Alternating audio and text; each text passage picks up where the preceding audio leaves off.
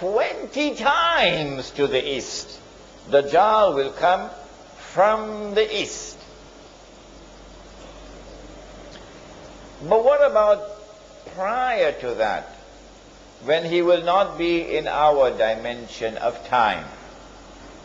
Where will he be, for example, when his day is like a year?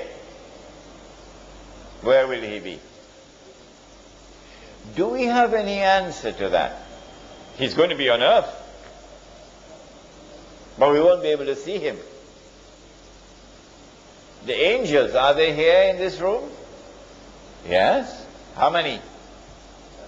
Each one of you have 2 angels on your forehead, on your shoulders. So there are many angels right here in this room. They are on earth.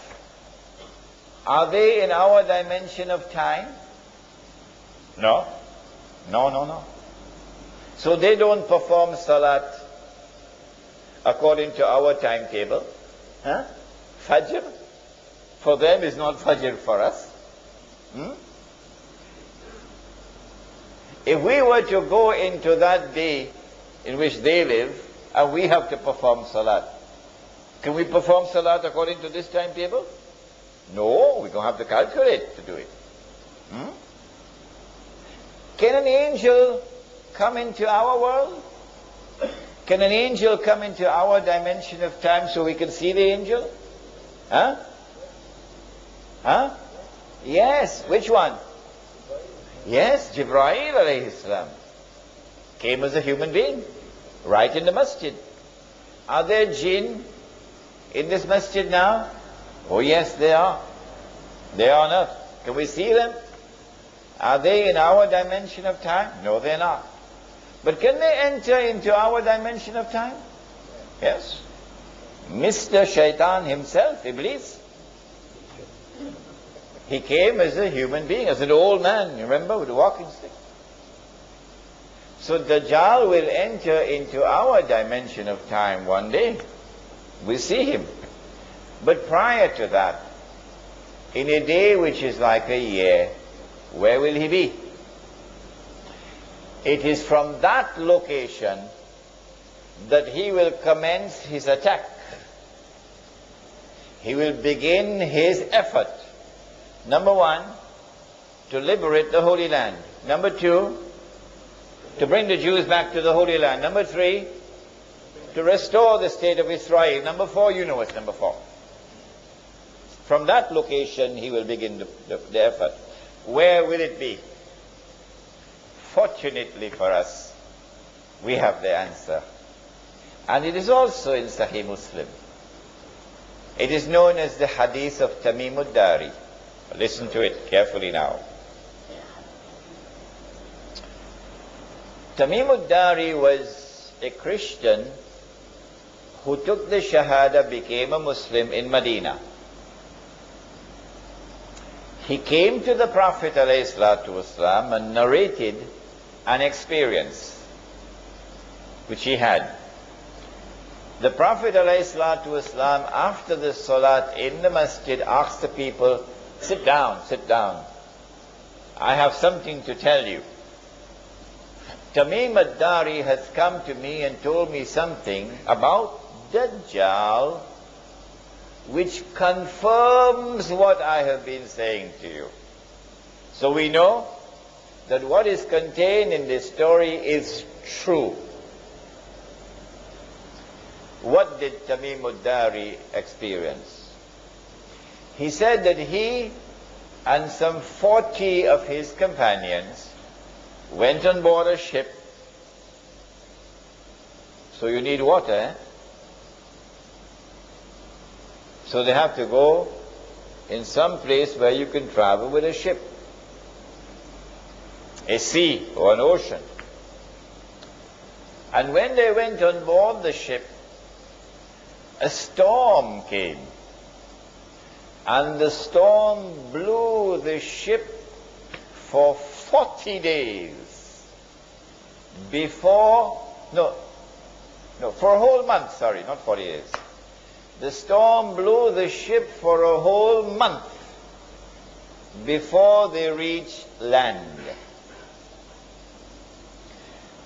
Now, if you are on the western side of Arabia, which is Hijaz, and you get on board a ship, there are only two seas on which you can travel.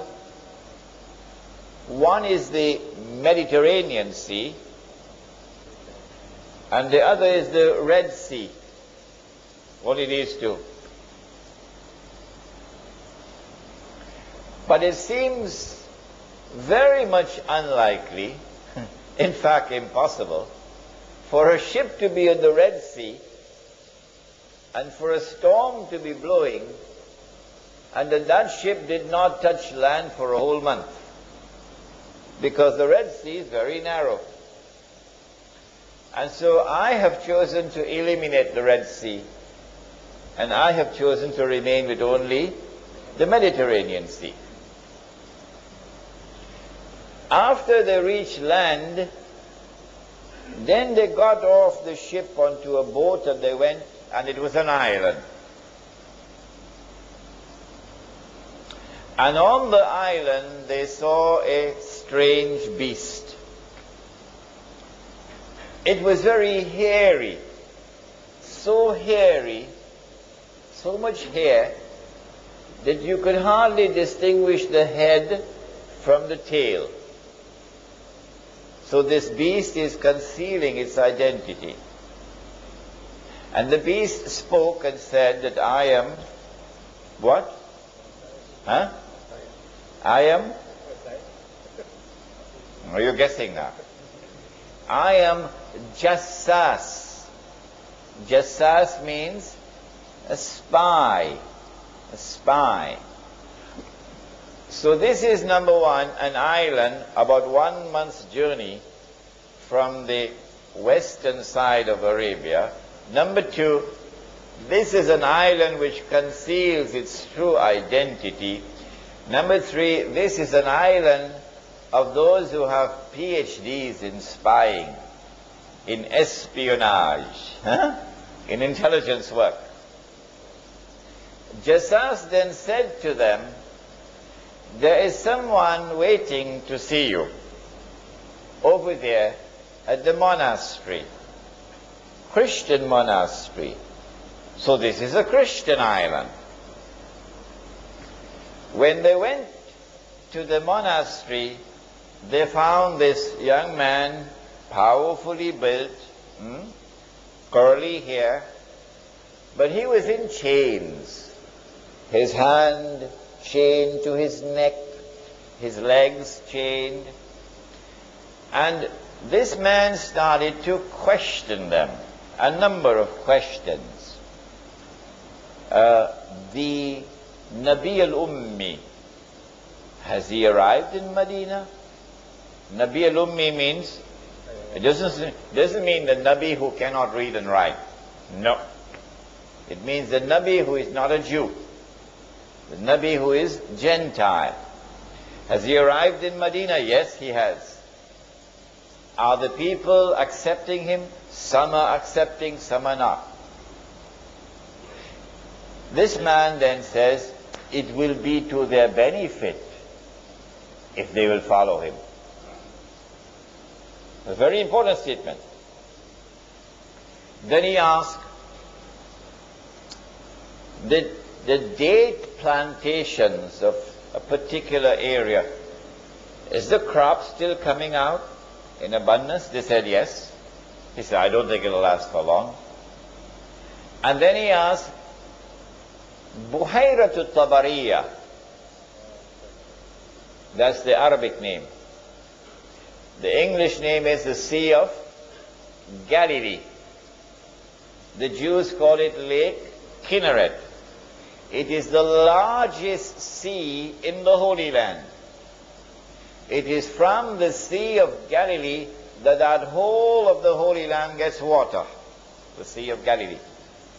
He said, is there any water in the Sea of Galilee? They said, yes, plenty water. He said, I don't think it's going to last for long. And then he said, I am Dajjal. I am Dajjal. And when I am released, I'm going to enter every single town and city. But notice, he didn't say kampung.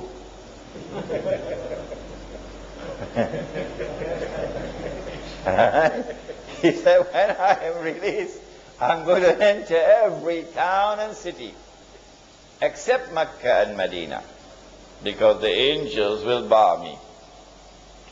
Which means at the time when Dajjal's day will be like our day, and he appears in the world as a human being, at that time he cannot enter Mecca and Medina, the angels will guard him.